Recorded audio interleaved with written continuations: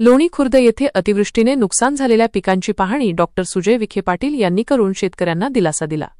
महायुती सरकारने मदत जाहीर केली असून एकही शेतकरी मदतीपासून वंचित राहणार नाही अशी काळजी घेऊन पंचनामे करण्याची सूचना त्यांनी केली।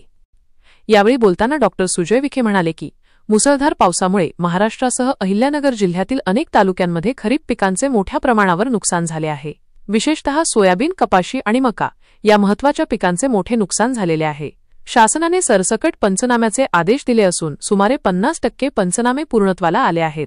शिल्लक पंचनामे लवकर पूर्ण होतील आणि त्यानंतर शासन सकारात्मक दृष्टिकोन ठेवून शेतकऱ्यांसाठी मदत जाहीर करेल अशी अपेक्षा त्यांनी व्यक्त केली।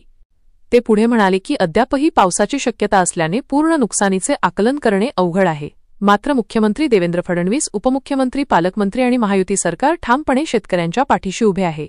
राज्यातील कोणताही शेतकरी मदतीपासून वंचित राहणार नाही। डॉ. विखे यांनी यावेळी प्रशासकीय अधिकाऱ्यांना निर्देश दिले की पंचनामे करताना सर्व शेतकऱ्यांना विश्वासात घेऊन काम करावे। मोठ्या गावांमध्ये किंवा अडचणीच्या ठिकाणी पंचनामे करण्यासाठी ड्रोनचा वापर करावा, जेणेकरून एकही शेतकरी वंचित राहणार नाही। तसेच पंचनाम्याची वेळ निश्चित करून शेतकऱ्यांना पूर्वकल्पना द्यावी, जेणेकरून प्रत्येक शेतकऱ्याला नुकसान भरपाईचा पूर्ण लाभ मिळेल, असे डॉ. सुजय विखे पाटील यांनी सांगितलं। एक नैसर्गिक संकट संपूर्ण महाराष्ट्रामध्ये आणि विशेषतः इतर जिल्ह्यांमध्ये तर मोठ्या प्रमाणे, पण अहिल्यानगरमध्ये देखील विविध तालुक्यांमध्ये अतिवृष्टीचं प्रमाण पाहायला मिळतंय। मोठ्या प्रमाणात खरीप पिकाचं नुकसान, विशेषतः सोयाबीन, कपाशी आणि काही प्रमाणात मका पण आहे। अशी 3 महत्त्वाचे पिकं हे लोणी या परिसरामध्ये पूर्णपणे खराब झालेले आहेत।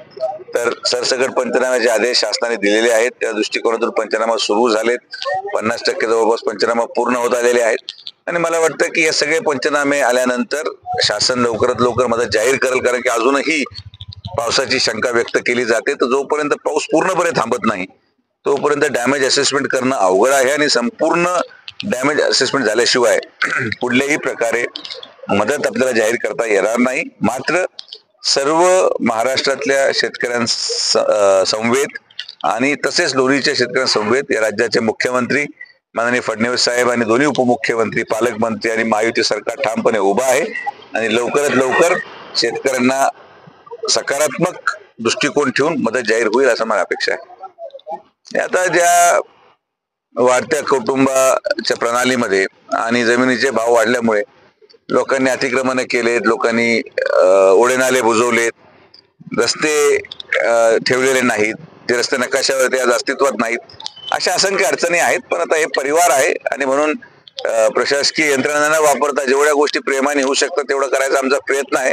शेवटी सगळे भाऊबंदच आहे, बाया गोरीच नाही।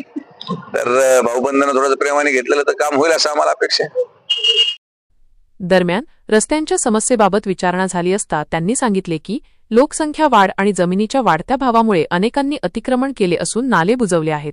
त्यामुळे रस्ते नकाशावर अस्तित्वात असले तरी प्रत्यक्षात वापरात नाहीत।